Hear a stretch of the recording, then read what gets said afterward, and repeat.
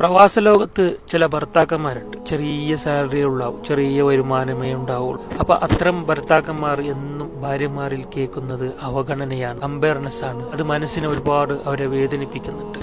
ഇന്ന ആള് ഇന്നത് നേടി, ഇതുണ്ടാക്കി, അങ്ങോട്ട് കറങ്ങാൻ കൊണ്ടുപോയി, ടൂറ് പോകുന്നുണ്ട്, ഇൻസ്റ്റാഗ്രാമൊക്കെ നോക്കി സ്വന്തം ഭർത്താവിനെ കുത്തുവാക്ക് പറഞ്ഞ് മനസ്സിനെ വിഷമിപ്പിക്കും. ഒരിക്കലും ഭാര്യമാരെ നിങ്ങൾ അങ്ങനെ ചെയ്യരുത്. കാരണം ഏറ്റവും കൂടുതൽ നരകത്തിലുള്ളത് സ്ത്രീകളാണെന്ന് റസൂലുള്ളാഹി സ്വല്ലല്ലാഹു അലൈഹി വസല്ലം നിങ്ങൾ പറഞ്ഞിട്ടുണ്ട്. അതിനുള്ള കാരണം പറഞ്ഞത് നിസ്കരിക്കാത്ത പെണ്ണായതുകൊണ്ടല്ല, നോമ്പ് നോക്കാത്ത പെണ്ണായതുകൊണ്ടല്ല, സിക്ർ ചൊല്ലാത്ത പെണ്ണായതുകൊണ്ടല്ല, ഉംറയൊക്കെ ചെയ്ത പെണ്ണായിരിക്കും. പക്ഷേ ഭർത്താവിന്റെ മനസ്സിനെ വേദനിപ്പിച്ചു, ഭർത്താവിന് ശാപവാക്കുകൾ പറയുന്ന ഒരൊറ്റ കാരണം കൊണ്ടാണ് സ്ത്രീകൾ അധിക പേരും നരകത്തിലേക്ക് പോകുന്നത്.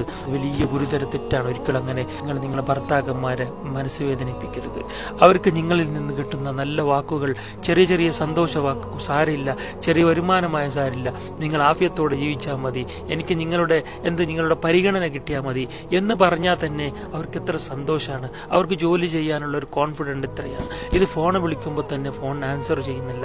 എപ്പോഴും ഈ ഭാര്യമാർക്ക് അവരെക്കാൾ മുകളിലുള്ളവരെ നോക്കിയതാ, ഇന്ന ഭർത്താവ് അവൾക്ക് ഐഫോൺ കൊടുത്തു, അവൾക്ക് വീട് പണിത് കൊടുത്തു, ഇങ്ങനെ ചെയ്ത് പറഞ്ഞിട്ട് ഒരിക്കലും അത് എപ്പോഴും അങ്ങനെ ഫോൺ വിളിക്കും പറയുമ്പോൾ ഇദ്ദേഹത്തിന് പിന്നെ ടെൻഷനാവാൻ തുടങ്ങി. എൻ്റെ ഭാര്യ പോലും എന്നെ മൈൻഡ് ചെയ്യുന്നില്ല, ഓൾറെഡി ജോലിയിൽ സാലറി കുറവാണ്, അവിടെ ഒരു സമാധാനം ഇല്ല, ഭാര്യയിൽ നിന്ന് സമാധാനമില്ല. ഇങ്ങനെ ടെൻഷൻ അടിച്ചിട്ട് പിന്നെ ഹൃദയാഘാതം വരാതിരിക്കോ, ടെൻഷൻ അടിച്ച് പിന്നെ ഉറക്കത്തിൽ മരിക്കുന്നു.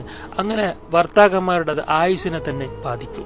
അതുകൊണ്ട് പ്രിയപ്പെട്ട സഹോദരിമാരെ, നിങ്ങളുടെ ഭർത്താവിന് പൈസ കൊടുക്കുന്നതും അള്ളാഹുവാണ്, നിങ്ങളുടെ ഭർത്താവിനെ ദരിദ്രനാക്കുന്നതും അള്ളാഹുവാണ്. അതിലൊക്കെ റബ്ബിനൊരു പ്ലാൻ ഉണ്ട്. അള്ളാഹു കൂടുതൽ ഇഷ്ടപ്പെടുന്ന ആൾക്കാർക്ക് കൂടുതൽ പരീക്ഷണങ്ങളാണ് കൊടുക്കുന്നത്.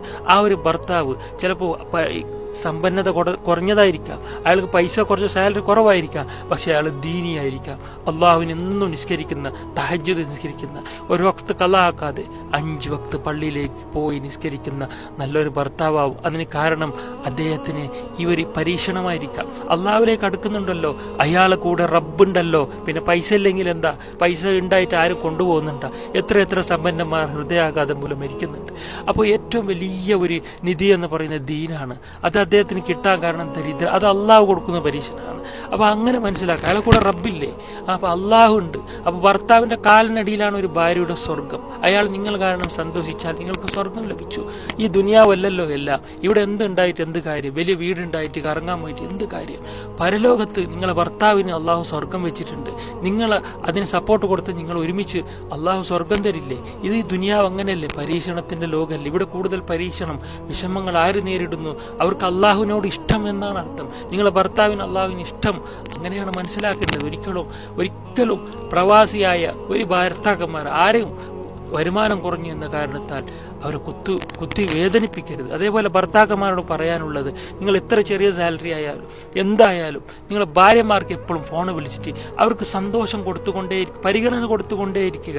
അവർക്ക് നിങ്ങളെ കെയർ ചെയ്യുന്ന ഒരു തോന്നൽ കിട്ടിയാൽ തന്നെ അത് അവർക്ക് വലിയ സമ്പത്ത് കിട്ടുന്നതിനേക്കാളും അവർക്കത് ഇഷ്ടമാണ്. അവർക്ക് സമ്പത്ത് തന്നെ വേണമെന്നിട്ടില്ല, അവർ നിങ്ങൾ കൂടുതൽ സ്നേഹിക്കുക, പരിഗണന കൊടുക്കുക, എന്നും ഫോൺ വിളിക്കുക, എന്നിട്ട് നല്ല രീതിയിൽ ഒരു കുടുംബജീവിതം മുന്നോട്ട് പോവുക. അപ്പോൾ ഭാര്യമാർ അങ്ങനെ മനസ്സിലാക്കുക, ഭർത്താക്കന്മാർ ഇങ്ങനെ പരിഗണന കൊടുക്കുക, ആരുടെ മനസ്സ് വേദനിപ്പിക്കരുത്. ഇനി സമ്പത്ത് കിട്ടിയാൽ മാത്രമേ സ്നേഹിക്കൂ എന്ന ഒരു തെറ്റായ ധാരണ ഭാര്യമാർ വിടുക.